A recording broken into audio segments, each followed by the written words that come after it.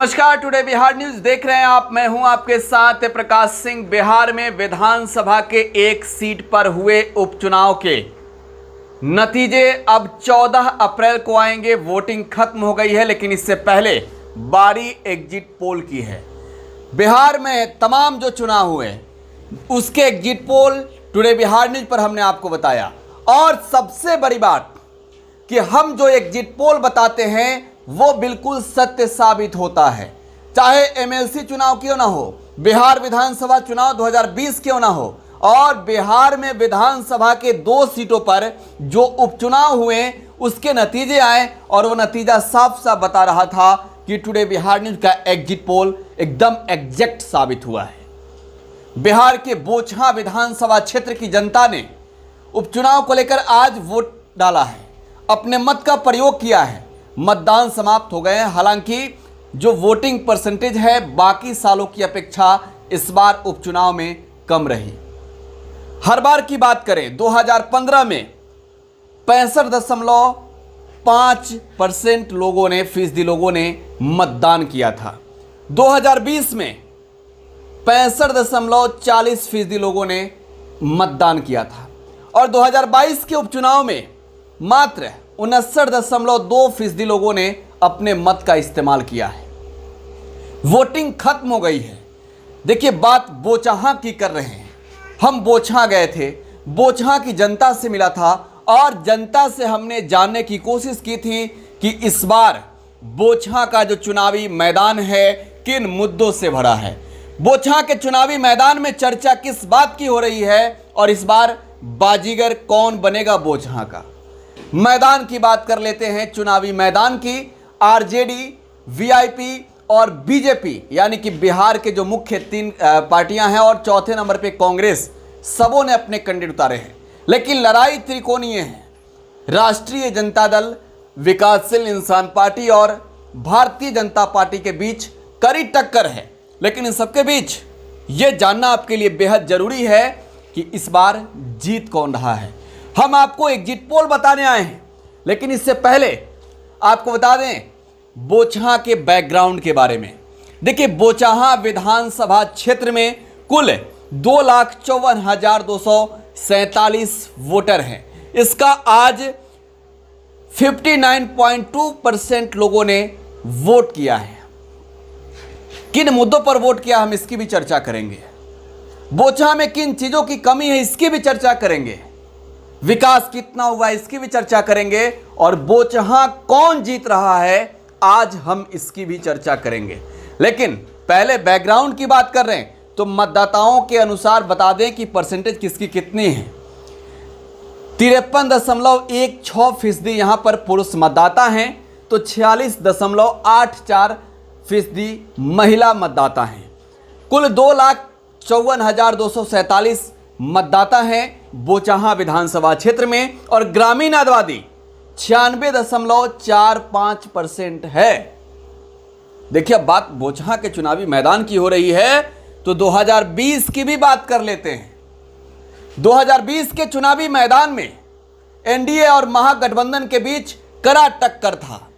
यहां से एनडीए के ओर से मुसाफिर पासवान विकासशील इंसान पार्टी के टिकट पर चुनाव लड़े थे और चुनाव जीते भी।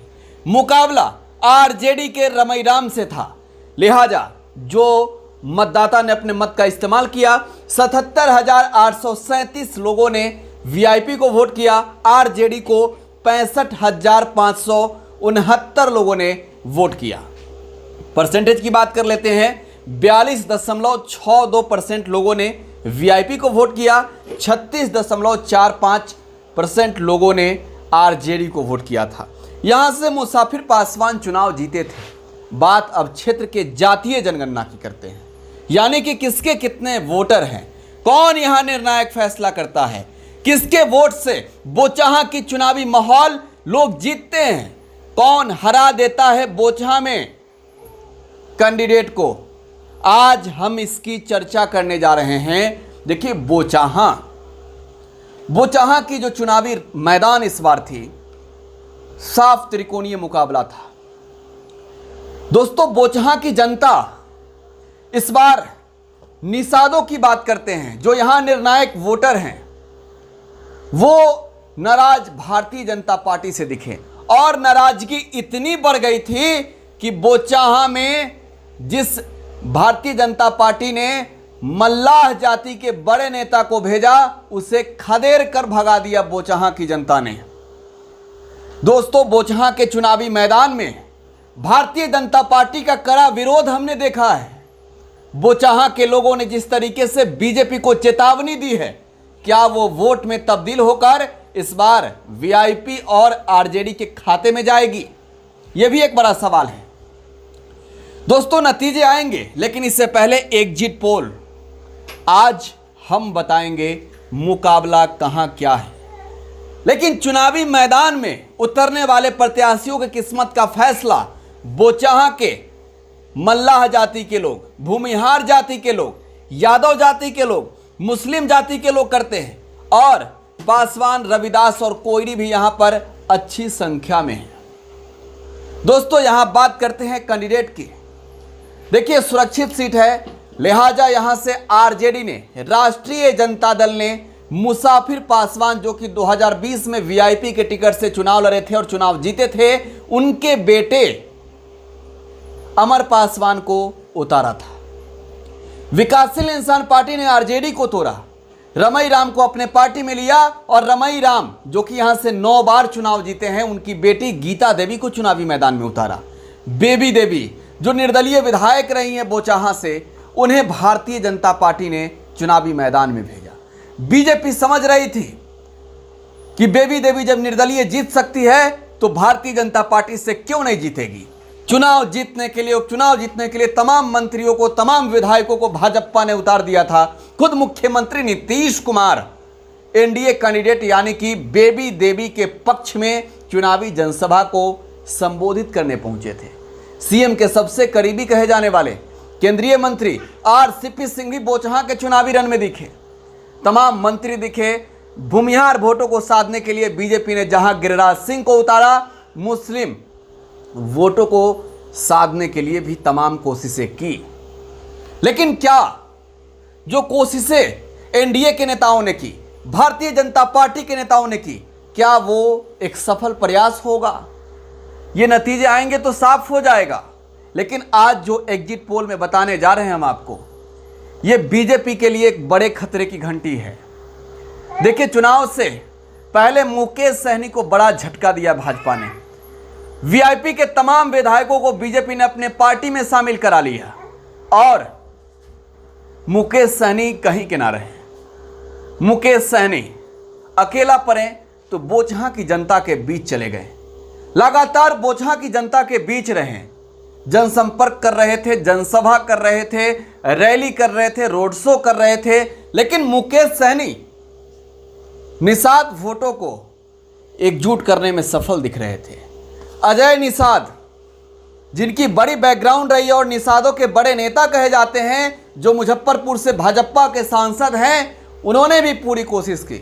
लेकिन इस बार जो मैं कह रहा हूं, इसे नोट कीजिएगा, निषाद भाजपा के साथ नहीं हैं। मुजफ्फरपुर के निषाद, बोचाहा के निषाद यानी कि मल्लाह जाति के लोग जो बड़े निर्णायक भूमिका में हैं, वो भारतीय जनता पार्टी के साथ नहीं है। राष्ट्रीय जनता दल बिहार विधान परिषद के चुनाव में 6 सीटें जीती और इस जीत ने बोचाहा की जनता को आरजेडी की ओर मोड़ा।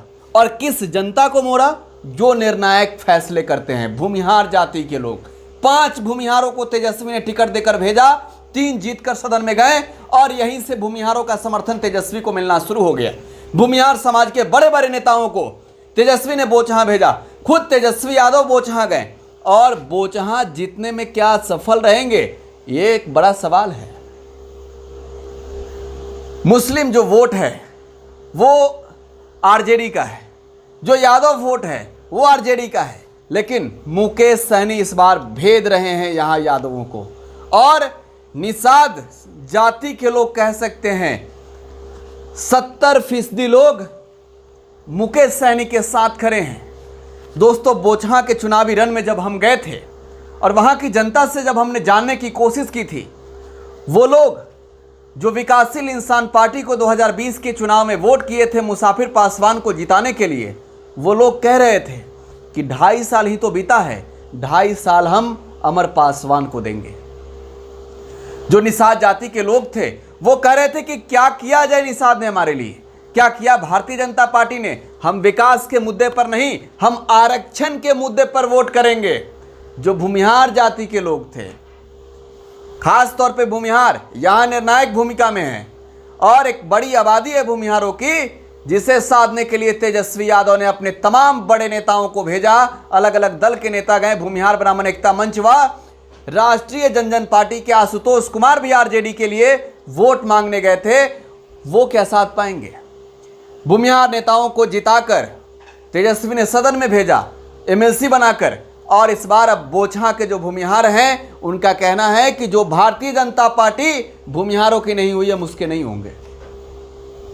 देखिए, मैं ओपन बातें कर रहा हूं, जो बोचहां की जनता ने कही है वो बातें कह रहा हूं, और बोचहां की जनता का मिजाज हम जानकर आए हैं। बोचहां की जनता जो इस बार अपने मत का इस्तेमाल की है, खास तौर पर विकास के तो मुद्दे रहे ही हैं, लेकिन मुद्दा यहां जातिवाद के रहे हैं, मुद्दा बोचहां में आरक्षण के रहे हैं, मुद्दा मुकेश सहनी का रहा है और मुद्दा मुसाफिर पासवान का रहा है। अमर पासवान आरजेडी के टिकट से हैं और देखिए, आपको बता रहे हैं कि अमर पासवान की जीत सुनिश्चित हो सकती है। सबसे ज्यादा वोट अमर पासवान के खाते में जाएगी, ये आप नोट कर लीजिएगा। एग्जिट पोल बता रहे हैं अमर पासवान चुनाव जीतते नजर आ रहे हैं। एग्जिट पोल की बात करें, वहां की मतदाताओं की राय की बात करें, हालांकि आज जो मतदाताओं ने अपने मत का इस्तेमाल किया है, जो नतीजे आएंगे स्पष्ट हो जाएगा। एग्जिट एग्जैक्ट होता है या फिर नतीजे बदलते हैं, लेकिन एग्जिट पोल है बोचहां का कि यहां से चुनाव जीतते नजर आ रहे हैं मुसाफिर पासवान के बेटे अमर पासवान। बिहार के सियासत नहीं, देश के सियासत के जो राजनीतिक पंडित हैं वो कहते हैं कि जब पिता का निधन हो जाता है और बेटे चुनावी मैदान में उतरते हैं तो जाहिर तौर पर 10% वोट तो ऐसे ही बढ़ जाता है सिंपैथी के नाम पर। और सिंपैथी वोट बाई इलेक्शन में बहुत मायने रखता है दोस्तों, बहुत मायने रखता है। और बोचहां में भी इस बार देखने को मिलेगा। आपको याद होगा कुशेश्वर स्थान का एग्जिट पोल हमने बताया था और तब हमने कहा था कि सीट जीतेगी जेडीयू सिंपैथी के नाम पर, और बोचहां में भी आपको यही करें कि बोचहां सीट आरजेडी जीतेगी सिंपैथी के नाम पर। दूसरे नंबर पर विकासशील इंसान पार्टी नहीं होगी, क्योंकि तमाम लोगों का वोट विकासशील इंसान पार्टी के साथ नहीं है। मुकेश सहनी से बड़ा पलड़ा यहां पर भारतीय जनता पार्टी का जरूर है। हालांकि लड़ाई में कहें तो कहावत है ना कि 1-2 का अंतर रह गया, बस भारतीय जनता पार्टी आगे हो जाए या मुकेश सहनी आगे हो जाए, लेकिन जीत यहां पर मुसाफिर पासवान के बेटे अमर पासवान की होती दिख रही है। यानी अगर ये सीट जीतते हैं तेजस्वी यादव, तब भी बिहार में विधायकों की हैसियत से अब अपने पार्टी को सबसे बड़ी पार्टी नहीं बना पाएंगे, लेकिन 1 सीटें जरूर इंक्रीज होगी तेजस्वी यादव के पार्टी में। बहरहाल अब नतीजों का इंतजार है, तमाम एग्जिट पोल आएंगे, लेकिन टुडे बिहार न्यूज का जो एग्जिट पोल है ये एग्जैक्ट होगा। आप अगर यूट्यूब पर देख रहे हैं हमें तो सब्सक्राइब करें, अगर फेसबुक पर देख रहे हैं तो टुडे बिहार न्यूज के पेज को लाइक और फॉलो और शेयर करना बिल्कुल ना भूले। धन्यवाद।